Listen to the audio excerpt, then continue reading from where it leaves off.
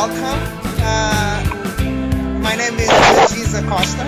I will be hosting these conversations, Shimejito conversations.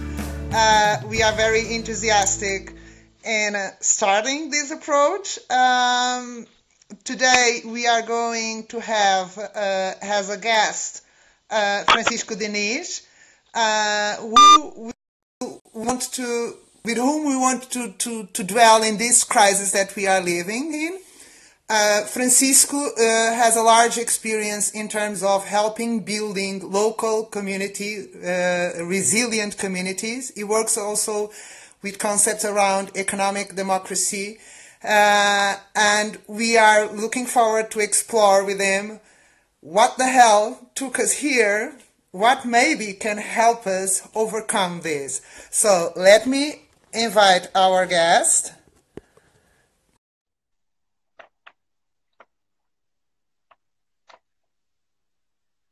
We are with Francisco is joining. Welcome, Francisco. Hi, Francisco. Welcome.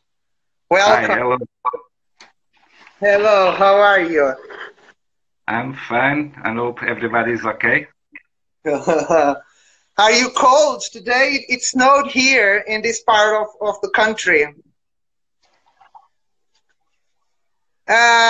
So Francisco, I was presenting you, telling our guests how you may help us to make some sense. It's not an easy context to make some sense. That's the purpose of these talks, to have many guests as possible with many knowings and many kinds of knowledge that can help us make some sense of this crisis and how to overcome this crisis. The reason we invited you today, it's really because of the core of what you do. It's really connected with helping building local resilient communities. And we may say that in these times that we are living, it is this dimension of locality that it's being shaken. So maybe I may ask you to have a little presentation about who you are, who drives you, what drives you to do what you do. Okay. First, thank you for the invitation. I like to bring people together with understand values. I like to make bridges. So for that reason, I'm engaged with some projects that follow some values like economic democracy, local development, community.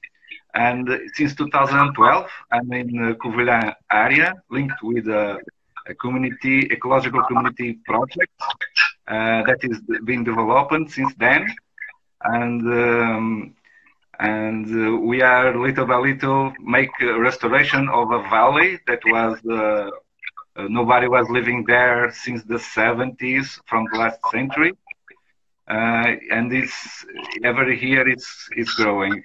And our efforts, we can see through the time, we have some good results on this project. But we are not living only for ourselves, no? Communities is very important. So in that line, we are creating bonds with the local communities through the food. We develop one association for organic farmers in this region, in the city of Fundão, called Bioeco. And we are putting these people together to work local. That is one aspect or one project that I'm also involved. Another project that another association that I'm involved, it's called PRIP, Proud Research Institute of Portugal. It's also in Covilhã City, and we are promoting these values that we think that are very important, especially in our time where we go through. So my passion is about this. And this passion comes also from a visit to one place that I can see that's a good example of local development, community, and cooperative spirit. It's in Basque Country, in Spain. It's called Mondragon. It's a network of cooperatives. And in 2007, I went there and became very inspired to see some values in real world, because this project exists since the 50s from the last century. Excellent. So that's me with my passions. Thank you so much. Just a small comment to our guests is we are doing this conversation in English because most of our followers are non-Portuguese speakers, but we are going to record this talk, and we are going to share it with Portuguese legends. So, what the hell is going on? And I was listening to you, Francisco, and you were using a lot the word values. So it seems that I think the times that we are living have many roots, or a root with many bifurcations. But the sound of the word values triggers me to ask you, not stepping into a conversation of who are the bad ones or who are the good ones, but what values eventually were missing and what values can help us to overcome the times that we are living. And in this context of helping building healthy and resilient communities. Okay. These values, we are facing this situation. You can see there's a health issue there, and people should take precautions. This is something that is happening, and everybody is concerned now.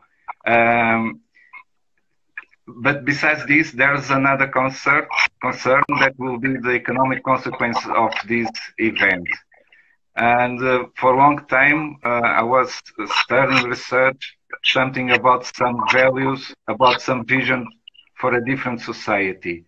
And these values are concerning the community by itself.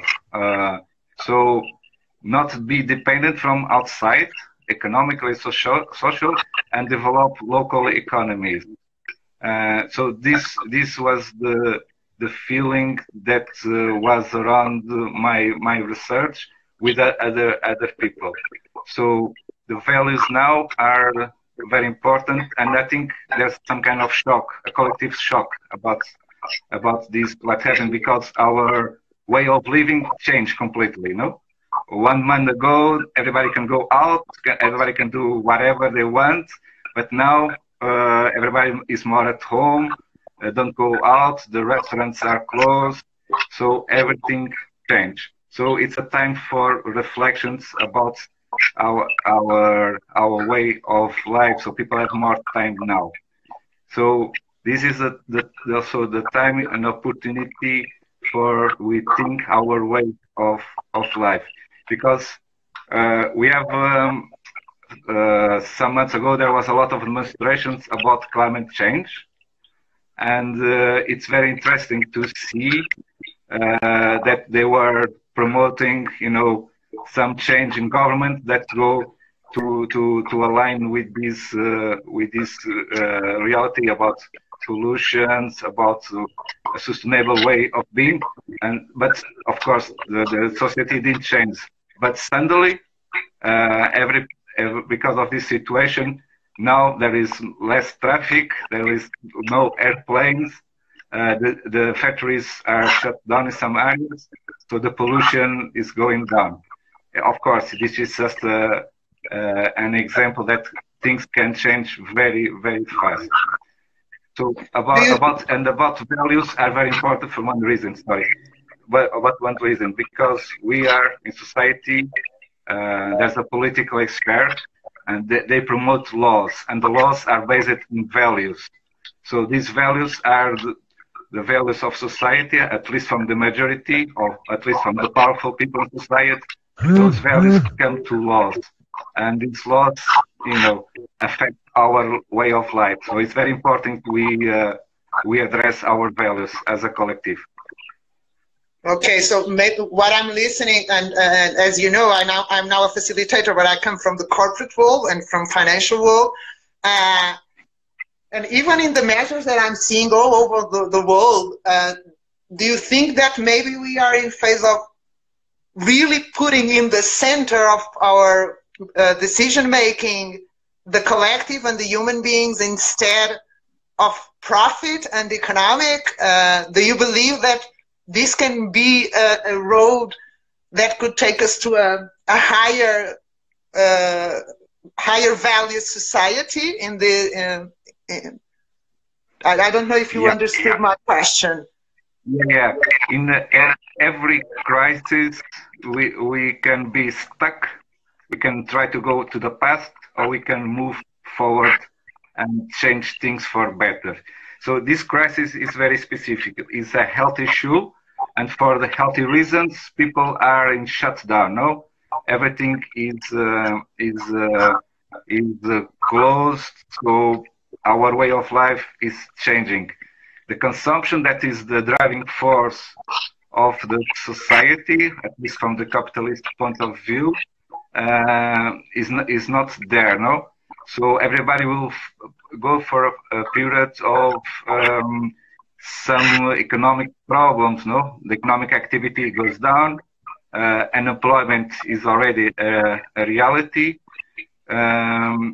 And the EMI, the World Bank, all these institutions are issue some information that we are expecting a recession or a depression economically. And this will put people start to make questions. Why we are so dependent from outside? Because the problem is the supply chains. Because we are used to buy everything in supermarkets that comes from abroad, or all the equipments that come from outside of the region, and we think that is normal. But in these situations, especially if the crisis this healthy problem goes for the next months, we will see more and more problems, no? And if people don't have a job, don't have income, people cannot buy. So that starts some kind of depression. So in these situations, I think it will be very easy for people to understand that it's very appropriate to start to think how to develop economically local, to see what are the conditions in each region to be more resilient and not to be so dependent from outside. So this can be an opportunity for people to be more aware of the local opportunities and try to develop local economies more stable. Because in our days, a majority of our money goes outside of our region because the products come from outside. So that can be a time for people to think about different solutions for practical reason, not just because it's good or it's ideal. It's a survival mood. Yes. One of our guests was asking, do you think we are seeing, I don't recall properly the entire question, but do you think that we are in face of an opportunity to develop new types of production economic systems? And what kind of new systems, new production and economic systems? Yes, we can have this opportunity at least to think and implement. We have to be very clear what we want as a society. I think everybody wants to have a nice style of life. Don't be always with some job of some kind of income, that there is no economic difficulties. So I think people will have the awareness that is very important to have a safe economic base in the region that you are living. So this can be very, very interesting to develop this kind of consciousness. We can see some examples. I was saying Mondragon, but there's several examples.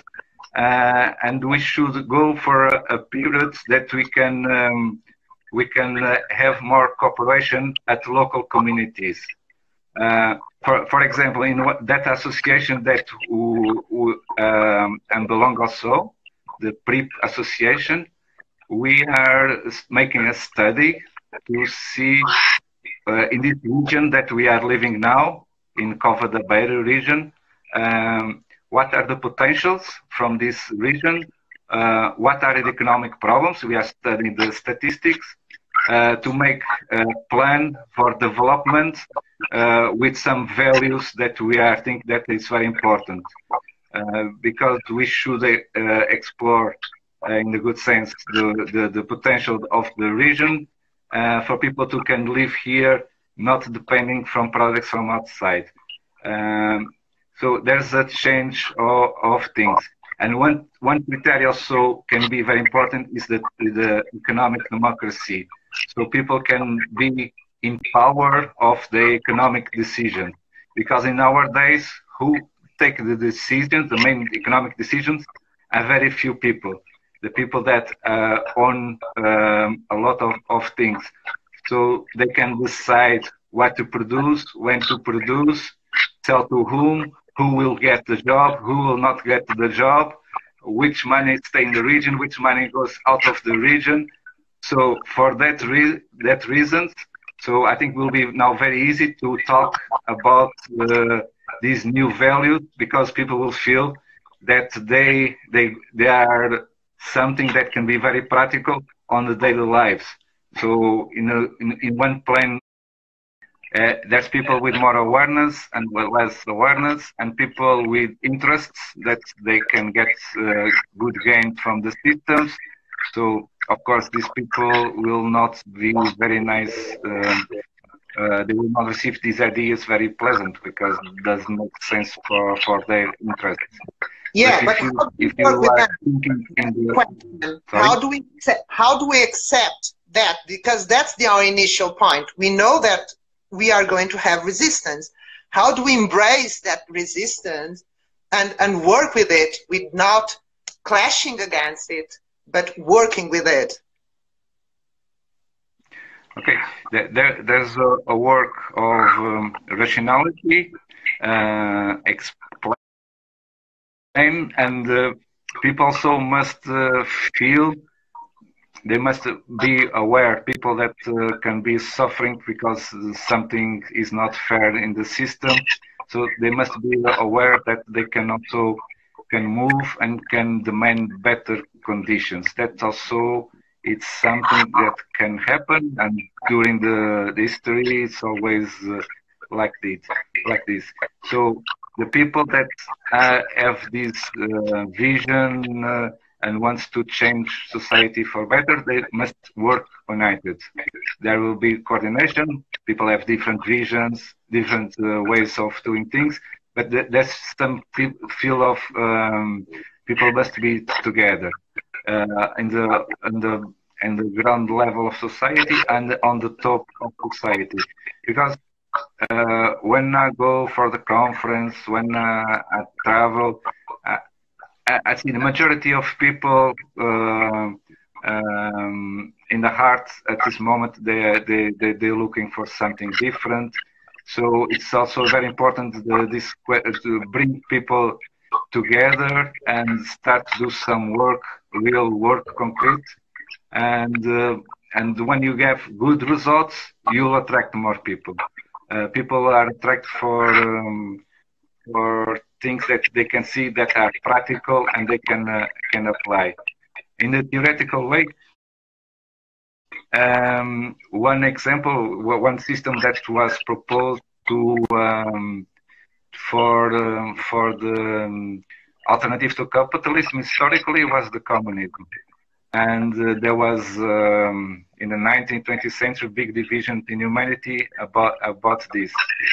One thing that communism was missing was one vision for society.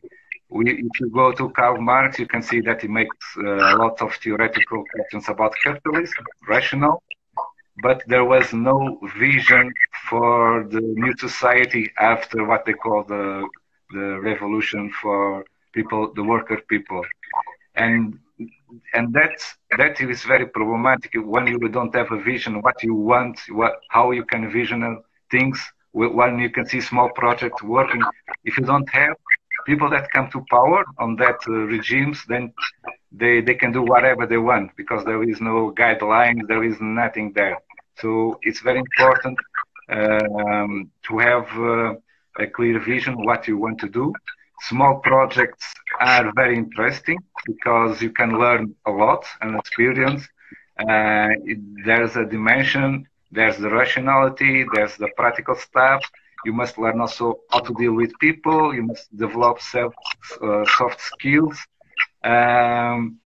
You also you have the rational, the ideas. You can spread in a very coordinated way. And when these moments are coming, it's a moment that the majority of people are looking for alternatives. And if there is people showing some examples, maybe there's a good opportunity that a lot of people can change. On the last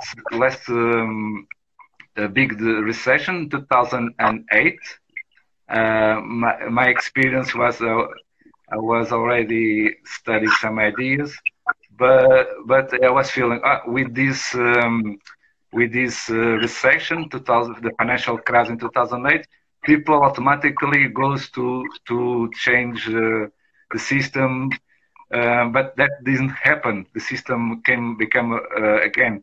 They took some decisions that the state, the taxes of the people should save the banks, and we allowed, because why? Because there was no vision what society should what should be the society, and people, the majority of people preferred, okay, we will wait, we will suffer some time, but the system will come back and we can have the good days from the past.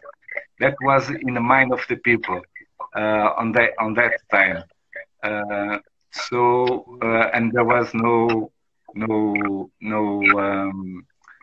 future in the vision of the people. We have the Occupy Wall Street. We have some social movement, but they were not coordinated, and everything went away. This time, let's see what happened. I think we should do our best to raise the awareness of people for new possibilities, new ways of living in society, more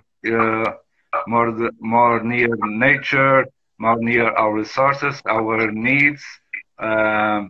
Feel that everybody is a human person, is not a machine, and we have different layers. We have our body, we have our mind, our hearts, our spirits, and we should have time also to develop and not just work to pay bills and work to pay bills and no time for family, for friends. And so we should think what we want. And from there, we can create a vision, and then we can go for it. Thank you, Francisco. I have another question. I think most of it you already answered, but one of our guests was asking, how do you think we can help increase the awareness that you mentioned? What practical actions? I'm going to give a part of the question. I strongly believe that each one of us has a role to play, but I would like to hear your thoughts about how can we help increase awareness. Okay, we should work in the different levels of society. There's the top level of society. We have politicians, thinkers, people from universities. There's a way of approach with them to show the ideas for them that can work, they can think, and they can do some change on the top. But also it's very important on the other side of the society, on the more grassroots movements, also for them also to coordinate with the top, and then we can make the change. And for these people, it's also a question of small talks, share information about people to see things happen in reality, and for them to have a desire. We should have a better life. We can have a better life for all, not just for some people. So there must be a desire, a collective desire for change. Can be easy, can be very difficult. We don't know, but I think we should try to do our best for this. Thank you, Francisco. If I was allowed, I could continue this conversation. I'm going to close this conversation. To our guests, I hope you have enjoyed. This was the first one.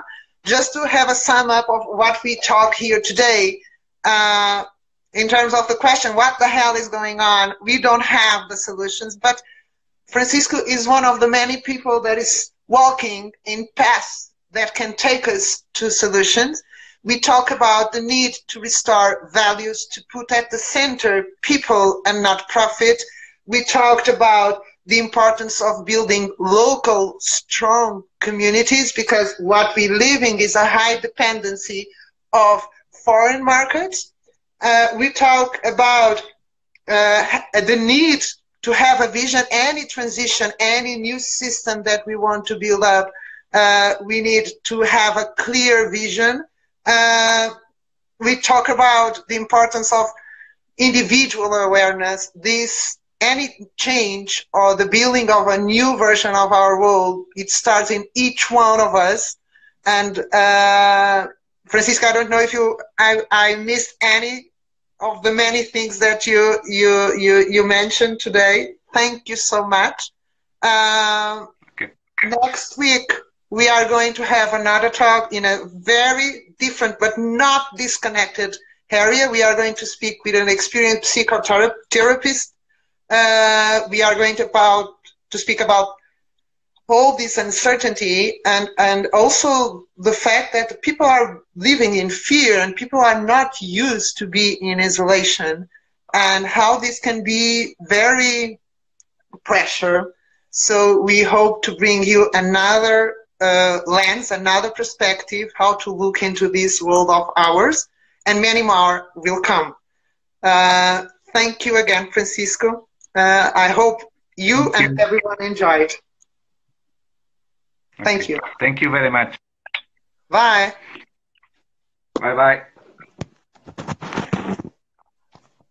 If you have any other questions, you can send us by email, or you can put your questions. As I mentioned in the beginning of this talk, we are going to record this conversation and share it with the Portuguese legend. And hope you enjoyed. See you next.